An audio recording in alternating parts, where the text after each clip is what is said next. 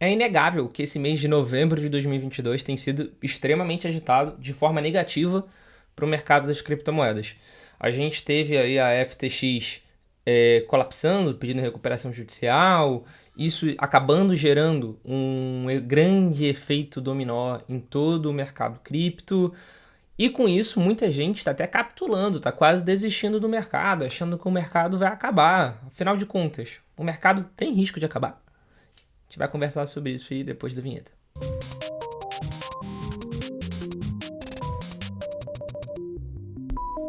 Antes de mais nada, eu vou pedir para você que ainda não é inscrito aqui no nosso canal se inscrever, ativar o sininho de notificação, porque assim você vai ser avisado sempre de todos os conteúdos que a gente soltar.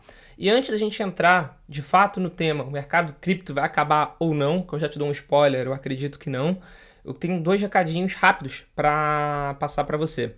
O primeiro recadinho rápido é esse daqui, o Bit in Rio, vamos mostrar minha tela, né, para poder falar. O Bit in Rio by 2Go Fintech vai acontecer em 3 dias. Vai ser no próximo sábado, dia 26 de novembro de 2022, aqui na Barra da Tijuca. É um evento que vai reunir os maiores nomes da criptosfera brasileira em um único local, com muito conteúdo, muito networking, em um dia inteiro de palestras, painéis, workshops, muito debate, para você poder conhecer a galera. Os últimos ingressos ainda estão à venda. E aqui gostaria publicamente de agradecer aos patrocinadores do evento que estão tornando possível a gente fazer o Bit in Rio, o by 2Go Fintech, que é a própria 2Go Fintech, a Bitcount, a Bitpreço, a CryptoBR, a Forte Exchange com o produto Bitcoin todo dia, a BitGet, a Bitwage, a CryptoPlanet, CryptoSelect, Cervejaverso, CryptoBeer, Cervejaverso, a Probit Global, SmartPay e o Upland, a Upland, no projeto Upland. Então, agradecer publicamente a eles por tornarem possível a realização do Bit in Rio. E o outro recadinho que eu quero passar para vocês, esse eu posso puxar a câmera aqui já direto para mim. A CryptoBeer, a Cervejaverso, que lançou essa edição aqui inicial nesse ano, a Genesis Block, vai lançar o segundo rótulo lá no Bit in Rio by 2Go Fintech. Então, se você acessar cervejaverso.com.br, você vai ficar por dentro do novo lote que vai ser lançado, ou seguir nas nossas redes sociais, @CryptoBeer, e lá no evento vai estar vendendo também, vai estar disponível para você no evento, ou se você quiser encomendar pelo site, cervejaverso.com.br. Mas pois bem, vamos lá. Muito tem se falado do possível fim do mercado cripto desde que aconteceu esse colapso na FTX. E esse não é um medo completamente descabido, né, digamos assim. Não é um medo completamente desmotivado. A gente consegue até pensar em algumas possíveis motivações que eu vou mostrar aqui para vocês. Então vamos lá.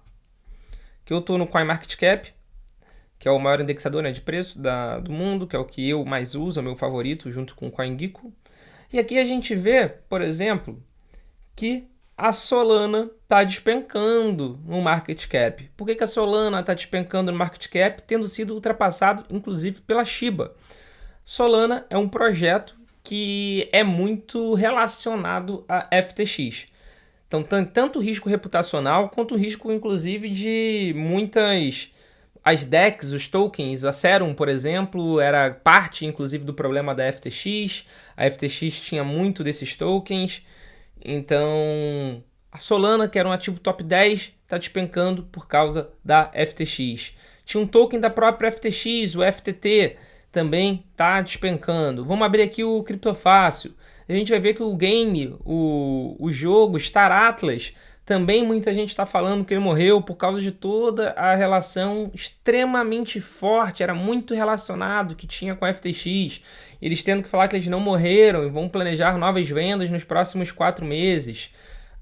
Se a gente ver aqui, a gente vai ver também que a ação da Coinbase, que não tinha nenhuma relação tão direta assim com a FTX, está caindo para o preço mais baixo de todos os tempos, mas muito por causa também do colapso que está acontecendo no ecossistema.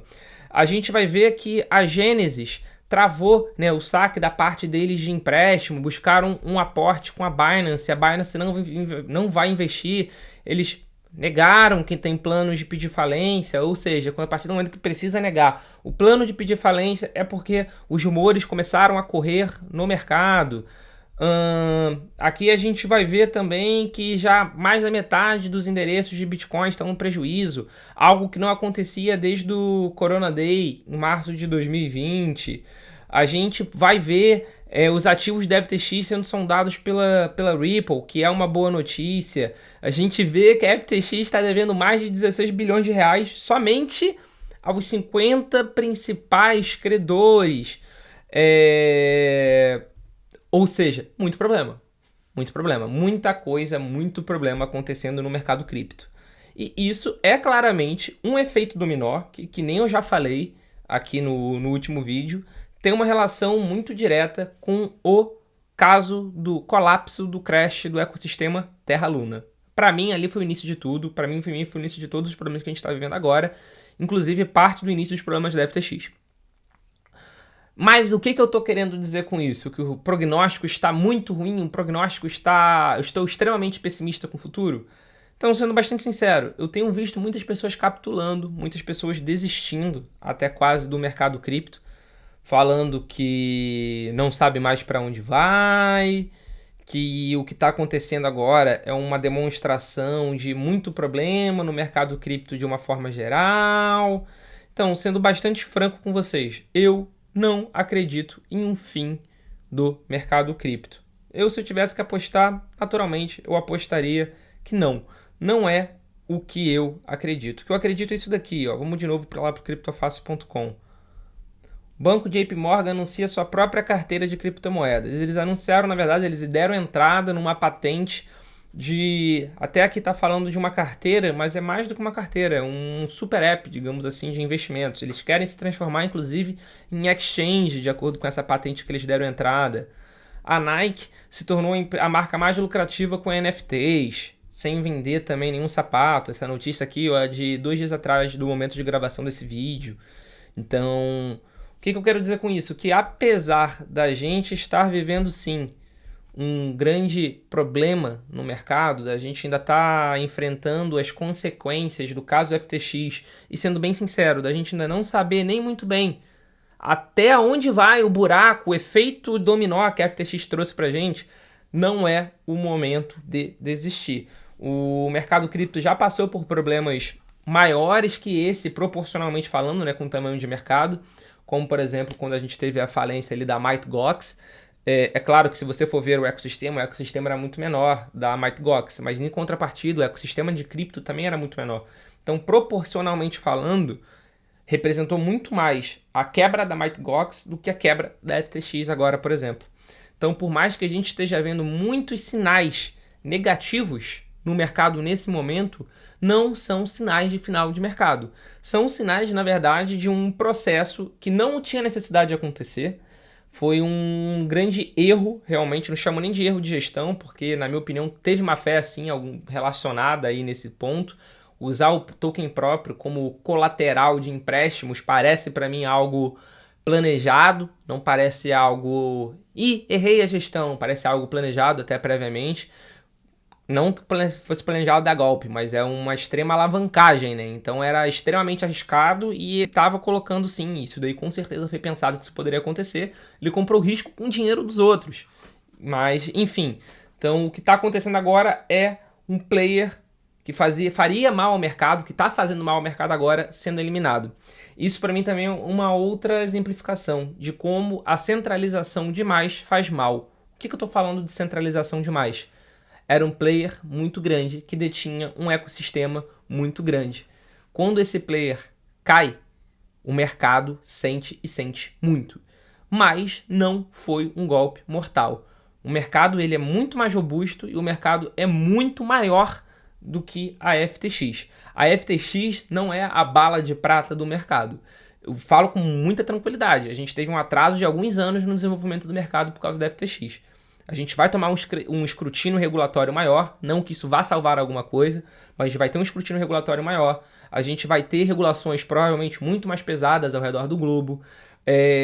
Teve uma perda de credibilidade, sim, no ecossistema, mas, de novo, não foi a primeira vez que o meio cripto enfrentou isso, e se a gente parar para pensar, outros ecossistemas também já enfrentaram isso. Quebra? Banco também quebra. Lehman Brothers quebrou. No Brasil, a gente já teve vários, não vou nem ficar dando exemplo. Então, não foi a bala de prata. Esse vídeo tem mais o objetivo de tranquilizar você que está vendo que o caso FTX não vai ser o final do mercado cripto. E muito pelo contrário, vai ser um capítulo ruim, mas vai ser um capítulo importante, no sentido de que não vamos mais acreditar em simplesmente esses empreendedores de palco. Não é porque uma pessoa fala bem, não é porque uma pessoa faz, porque eles fazem lobby, que eles são de confiança. Esse era o meu recado hoje, é muita opinião pessoal do Paulo aqui, tá? Opinião pessoal do Paulo Aragão. E qualquer coisa que vocês quiserem comentar, coloca aqui embaixo, manda pra gente nas redes sociais, porque esse é um ponto que é muito importante a gente debater. Especialmente sobre as consequências do colapso da FTX, sobre o que vocês acham que vai acontecer. Coloca aqui embaixo, manda pra gente nos comentários, pra gente poder bater um papo, beleza? Valeu!